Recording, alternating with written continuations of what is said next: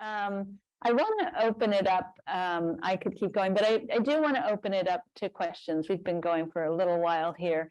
So there's a microphone in the center, and I think there might be some messages coming in online from folks who are watching online, but let's start with people who are here in the room.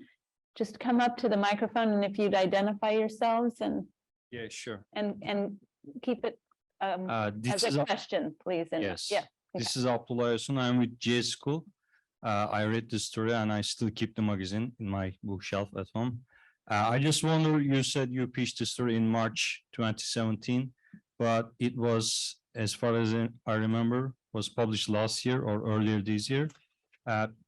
Two stories. There were two different stories. So the first one came okay. out November of 2017, and then this one came out in December. Yeah. Okay, sorry. I was about to ask the time gap and how did you decide about the size of the story? Thank you. Oh, the size of the story. How is did a good you one. talk about the size of this? That's a very good question. I mean, the size of the story is almost infinite. I guess it's like with the, if you include the files, which are still growing, I guess it is infinite. Well, but I heard Azmat saying another thing, that she turned in like 20,000 words. My newspaper draft was 20,000 words, but that was after I was done with it. Yeah. But How was the magazine draft? oh God, poor Luke. Okay, the magazine draft kept getting like second status because I was trying to finish the newspaper draft. And I remember one point he called me and he's like, if you don't stop working on the newspaper piece, we're not going to have a magazine story. And I was like, ah. And it wasn't like you're going to be in trouble. It's just like, Yeah. no, literally, we just Yeah. everything to print.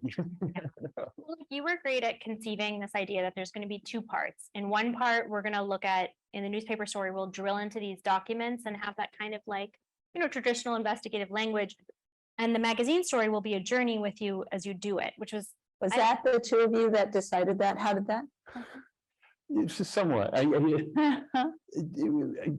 Dean and some others on the masthead thought, you know what? Why don't we break this into two pieces, and we'll put the big news in the newspaper. And those of us, the magazine, who were pretty excited with big news, were like, sure, that's a great plan, Dean. And then we started to think about how to actually do that in a very smart and effective way. And I think it actually worked out quite well. I mean, you were smart because you saved pieces for the magazine. He was like, no, these three parts, like they're not for the paper. And I'm glad you did that, because they're like these beautiful scenes where you do want to be taken through them. Like the closing of the magazine piece is a story I tell in the Daily, which if you haven't listened to it, I would recommend it over everything else, only because you get to hear a survivor in her own words, like walk you through the trauma of this and like what happened and what went so wrong. But that was one of the things, this chemical weapons incident and like that bread oven incident that you were like, no, these are mine. You can't touch Bread them. oven incident always was going to go in the magazine. Okay, please. Hi, thank you for speaking with all of us. I wanted to know, when you interview someone, especially when it's a very sensitive topic for them, do you record the conversation, or do you prefer not having any equipment with you so that they don't get intimidated and they tell you the more real things? Yeah. I would record because there's a translation happening and I'm working with translators, and I want a record to double check. For one thing, I would tell them I wouldn't use like a fancy professional recorder that would like distract them, but sometimes I would just type on my laptop in front of them, and people were very comfortable. It depends on the cultural context, but like in a place like Iraq, like to be literate in typing is like impressive, and it's a sign of like dignity, or I don't know exactly what, but the idea that your words are being transcribed and I'm typing so fast, like they really like it. The poor Daily had to deal with the audio of me typing, but they like made it work so well. They were so sweet about it. But yeah, I think it's different if you have something that's very like in your face, but I can think of very few examples where someone didn't want to talk. It was very helpful in a bunch of different situations, that thought, to have those as a resource. Yes, yeah. And if someone wants to talk off the record, do you do that, or do you just not talk to them? I do, yeah. I mean, I give them the opportunity. If there's something you want to tell me in confidence, you can tell me. That's one of the things I say to people. But a lot of people are the people who would want to tell me things in confidence are not like, they're usually not victims or survivors.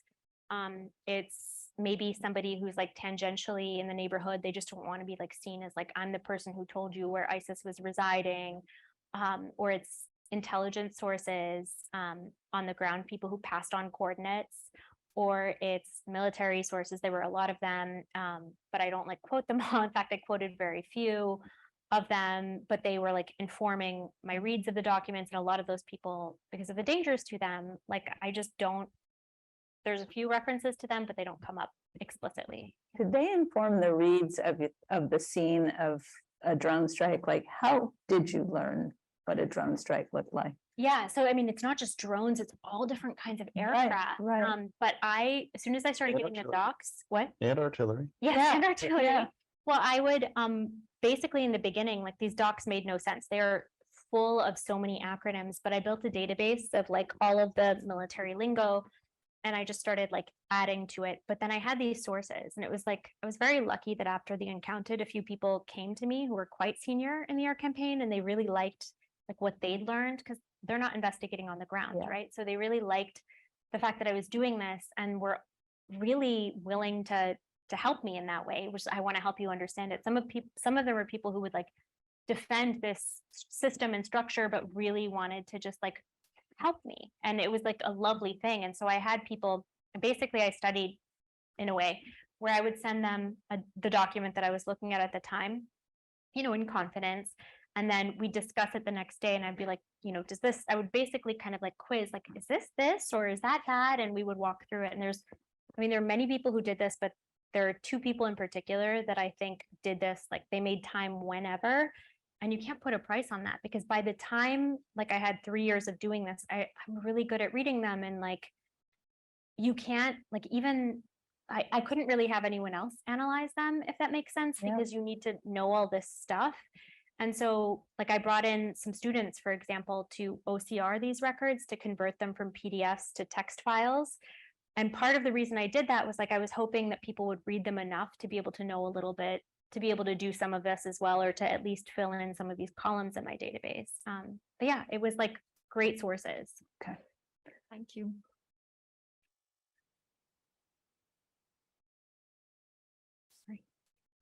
Hi, I was just wondering, you said that the story started off with that initial question when you read that story where it said that only 21 civilians had been killed. At what point did you realize just how many lives were impacted and how big this story was? Did you realize that this was going to be your life for the next several years, and this was an incredibly important thing that you had to do? I think I was very naive, because if I knew that this would be my life for the next several years, I don't think I would have done it, to be honest. I think I would have been like, that sounds awful. So it was like a lot of just like, self-delusions, if that makes sense. Like there was a lot of like, I felt like it was urgent, and something was never happening. It was like, it took much longer than I thought. But I know Kayara, getting into that one town, doing those 10 was like the first, okay, I have this, after many attempts to get into Ramadi.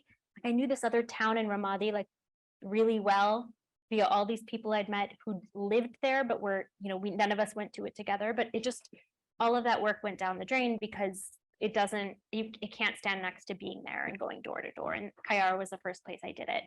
But I like knew I had certain things at certain times where, when I was able to get that embed after like months of them telling me no, and they wouldn't check the coordinates, and they said, you can't come to Qatar. And then I was like, well, why not? And they were like, well, you have to, eventually they dragged it out for as long as possible. And then they were like, you have to share your IP address and all of every device you bring into the country. And I said, well, I won't bring any devices into the country. And they were like, will you sign a form stating that, certifying that? And I said, yes.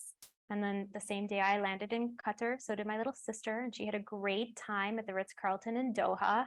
But like there were moments when I was like, oh, I have this now, and that certainly helped. And that also kept me going. Like it's really depressing, and you can see that I'm still moved by it. But like the fact that you're pushing back, or you're seeing things that just are physically impossible, like when you see those claims and then you push back, and I did have the military tell me things that just were not true over and over, it like showing it or demonstrating it, showing at one point that they could not track their own airstrikes, that they were not logging coordinates correctly. Like when I was able to prove that, like was such a high, like that keeps you going.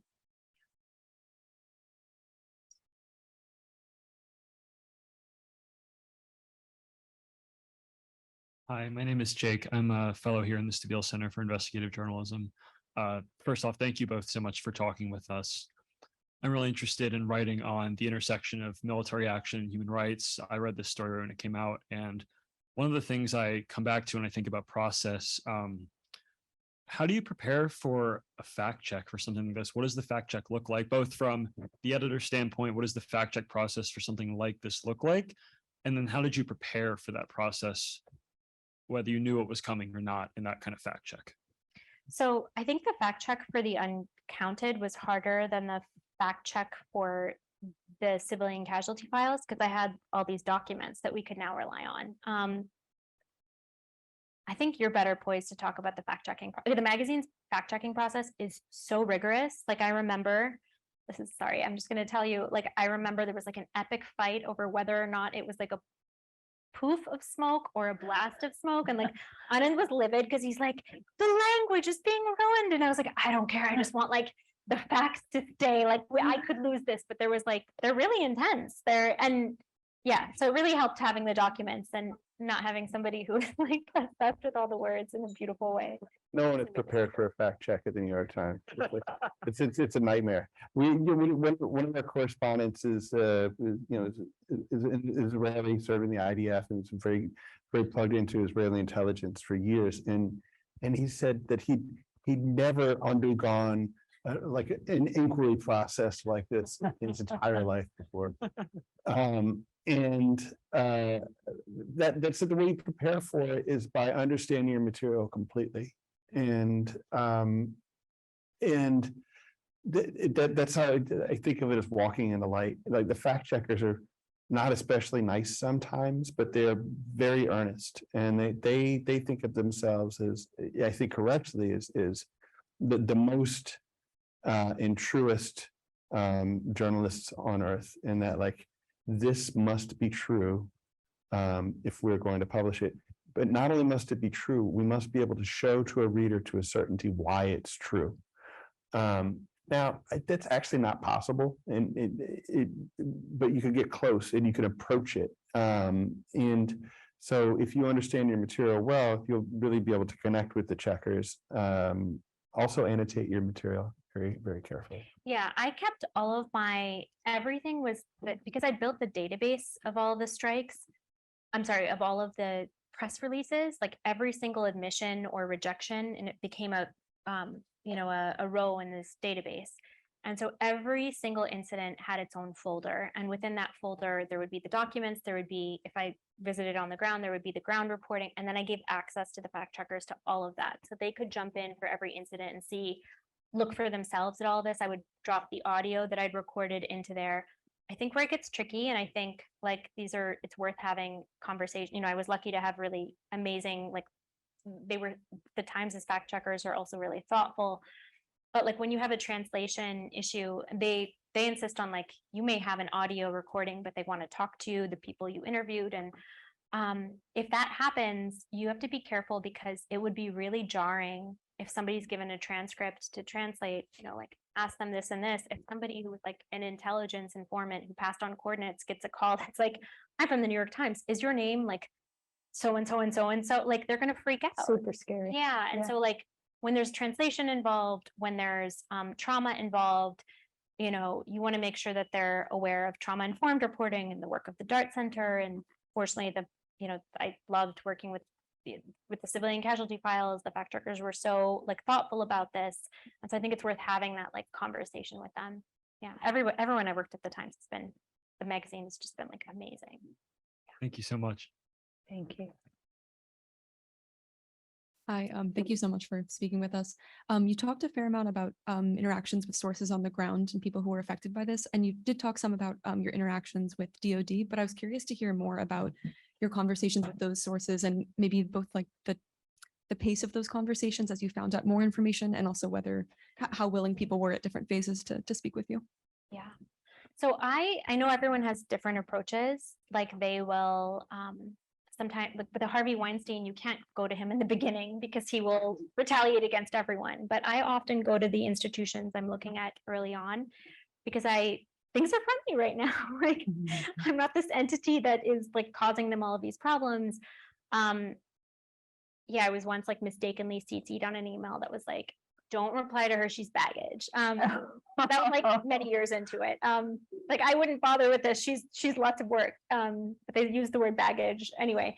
But in the beginning, you're not baggage. They don't know who you are. And so I like reach out to do a kind of like to set the standards for what I'm going to test them against, right? So what are your claims? What have you done? So I do these interviews with like as senior as a person as I can talk to, like how is the air war against ISIS going? You know, what about civilian casualties? What about payments? And they might say, like, I can talk about payments, but only only on background for now, because I don't want to get too specific. And it's like, okay, fine. But this is now I'm assembling what I'm actually going to go test and see whether or not it's true. And I'm open with them. It's like, I'm looking at this, but I'm also open with them that like, I've seen how these strikes have helped retake territory from ISIS. I've embedded with so-and-so, and the people who didn't have airstrikes supporting them couldn't take back this town, and the people who did could.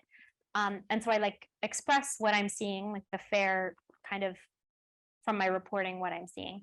And then I like build. So I knew I was going to take the case of Bassem Razo because it was a video of the airstrike uploaded to YouTube.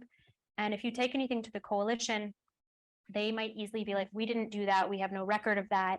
But it's really hard to dispute it if you have a video. And so I was like, I'm going to use him as a test case. So I often have with my investigations, like a test case that I'll use to like probe the system and take it through. And I'm not like giving them everything yet. I'm just using one test case because if you bring them too many, they're not going to like actually dig into it for you. So in the beginning, they were like, we have no record of this, of doing an airstrike. And I was like, oh, here's the video. I previously shared it. And they're like, okay. And then the video gets pulled from YouTube after I send this to them. And then all the strike videos start getting pulled from YouTube. But I'm like archiving all of it at this, I knew that this would happen. But I followed them through it, and this is why they made a payment offer. It was the first payment offer in the anti-ISIS air war for a civilian death, and they made it to Bassem. And obviously, like once that process was complete, and I got in my embed, that's when I sent them the coordinates for like all of the others. And like I did this in like batches, and when they stopped replying to me, I sent them like I basically wrote the email and then we sent it from his because like you need that access and like. They checked the first 60 for me, but they're not going to check another 60 after the ringer I put them through. When I was like, you can't track your own airstrikes. And I'll just show you because I do think it's helpful to see, like you have to be polite in how you push back. But I think I have in here a slide that can kind of show you how I would do that kind of pushing back. So I think you have to be like respectful and build layer by layer. So for example, I would send them, satellite imagery of this airstrike and the coordinates and the date range, and they would be like, oh, it was unlikely. The nearest airstrike we did was 150 meters away on this date. And then I would follow up and be like, I don't know if you can read this very well, but I would be like, okay, this strike depicts a bridge.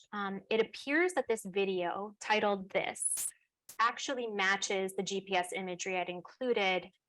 Is it possible the strike wasn't in the database you looked at?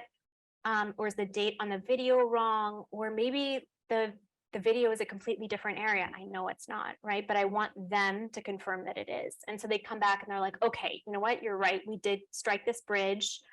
It was listed as unlikely because, upon a closer look, we thought it was a truck because the strike basically the team conducted 4 strikes in under an hour against 4 separate targets. But basically what was happening was that they were only including 1 location for 4 targets. Does that make sense? So once I realized that their database was off, like this was a big deal, but you kind of have to like build. So I would like follow up and I'd thread my previous responses. And I'd be like, hey, I'd still like to know, like, was the date incorrect? It occurred on this. The length of the bridge is only this long. Like, how would it be possible? And they confirmed the strike log only includes the coordinate for the truck strike, not the bridge or the other 3 targets in that 15-minute period. And so I would do this a lot where I would show my work. I would like start with the beginning and I would like build and I'd be polite about it. I'd be like, I found this video. It appears to match. And then just, you know, kind of follow up from there. And so I'd encourage you to, when you do this, like thread your emails, because you're going to get like a whole new email. They're going to like not put that at the bottom. Like I keep a lot of that really organized, and that also helps you later on with the fact check too, because by the end of it, I've like done so much with the military that you can't like, they're not going to remember 2 years later, right? When a fact checker calls them. So you need to like preserve this as you're doing it. So I kept a lot of that. I just want to add something to that because it's such a, this is so important. And it's connected to how you deal with the fact checkers.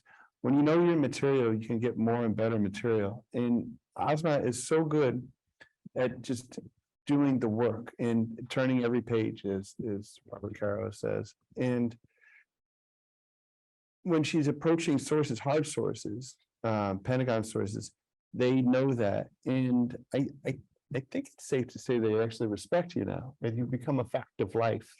And I don't think, except in some very particular circumstances, but these big institutional investigative stories aren't usually about bad guys per se. They're about lazy people sometimes, people trying to cover their asses sometimes, people trying to achieve one aim without concern for another aim sometimes, all kinds of things.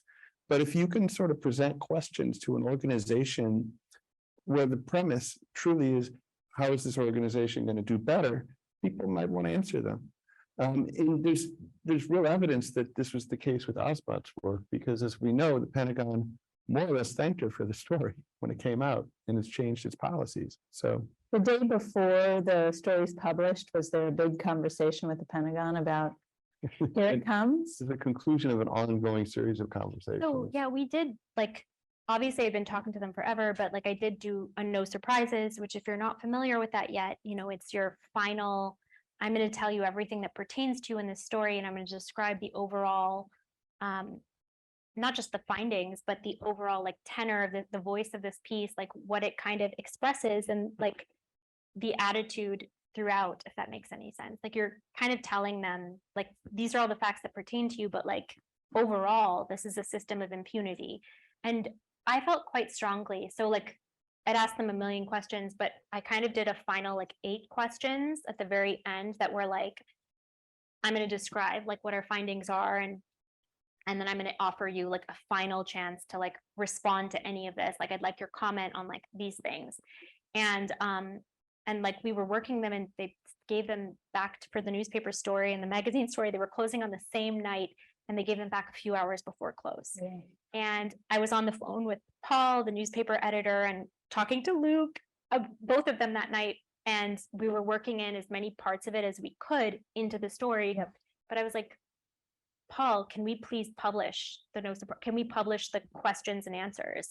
Because I think they're quite damning. Like when you pull like pieces of it and you put it in the story, it just sounds like whatever. But when you see what they were asked and like how they avoid it, like it's also a chance for you to see them. And so I like asked, like, can we publish those separately? So they're linked to in the story, in the newspaper story. It says, read the military's response, and you can see them for yourself. And I think it's really telling. Yeah.